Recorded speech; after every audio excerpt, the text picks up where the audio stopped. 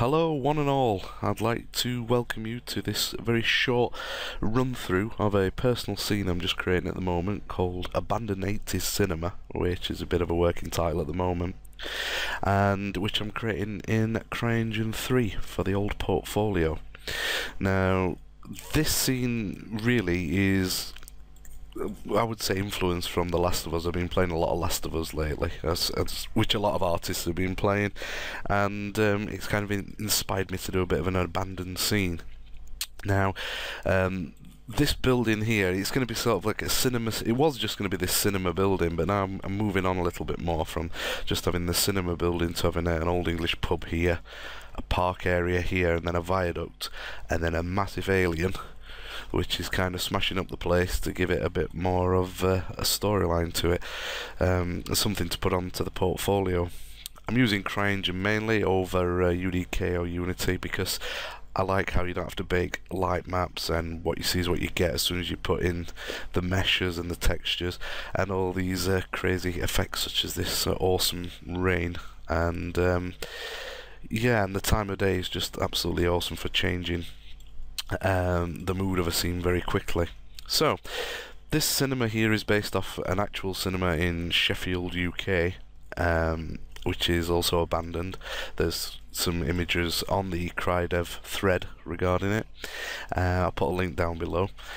And yeah, I just wanted to give it that Last of Us kind of feel, get some ivy going down, and it's been abandoned, so these aliens have turned up, destroyed all the humans, and now it's pretty much just an abandoned scene, kind of a wreckage. Thinking about putting a few skeletons in, like the aliens have blasted some people and the charred remains and all that malarkey. I'm thinking about doing that. So yeah, it used to be a cinema, so there's kind of the broken cinema glass. The doors are slightly different from the actual ones in the original, in reality. But I'm also thinking about putting a few mesh pieces over these as well, just to give it a bit more detail. And then we've got the broken steps. Pretty much everything's been sculpted in ZBrush, low poly, high poly, transfer, such as these frames here. The chain link fence, sorry, that was all, that's just a tiling texture that was created in ZBrush with the normal on, and then this frame created around it. Same as the tiles, each tile was sculpted in ZBrush and then made into a tiling texture, the kind of way that they do it at Naughty Dog. So a few tutorials on how they do it, such as the bricks as well. They sculpt each brick, make a tiling texture out of it. It just gives you so much better definition. I mean, this has got a displacement on it at the moment, but even without the displacement, it looks quite nice and quite a good normal that you'll get out of ZBrush. We've got some electrical boxes, a few sewer grids at the minute. I mean, what I've been doing is just each day, whatever I fancied creating, I just kind of just did it that day. So it might be signs, or it could be this ivy. The ivy was done in ZBrush. Find a better example. Yeah, the ivy was done in ZBrush using fiber mesh, and then created 3 bunches onto a texture and just put them onto a plane, so it's quite low poly. The windows, I need to get an environment probe in here to get some reflections going off of these windows, some bars across there. So it's kind of like it's been an abandoned cinema for a while. Aliens have come, people have tried to defend their island, and it's just not worked out. So the future plans for this scene now is mainly going this way. So there's a pub that I want to place there, so that'll be kind of an abandoned pub, perhaps with a few with the cellar door open here, and perhaps some barrels into the road, into these cobbles. Again, the cobbles was done Naughty Dog style, sculpt each cobble and then make a tiling texture out of it, add in a few small rocks and things. So that's just a flat plane, but it has got displacement on there, which I think looks quite nice. Yeah, so what I'm thinking is to have a park entrance round about here. There'll be a wall here, but then get some trees and some foliage and make it look like there's a park area. And then the pub there, and then a massive hole here where the alien will be standing. Not quite sure about what the alien will look like as yet, but I'm thinking it'll look quite good. It'll have quite a good visual presence if it's at the end of the street and it looks like it's just smashed its way through into the cobbles, so we could have some gas pipes and water pipes and flames coming out of there. And then I'm thinking a viaduct that cuts straight across with a railway track at the top. That's all a bit damaged, so you get a really nice sort of like tunnel going through there, carry on some of the paving. I think it should look quite nice. And the great thing is, because I've got about 3 or 4 brick variants at the moment, so I've got this kind of brick here, this is a different type of brick. It looks about the same, but it is actually a different tiling texture. And then I've got one at the top of here.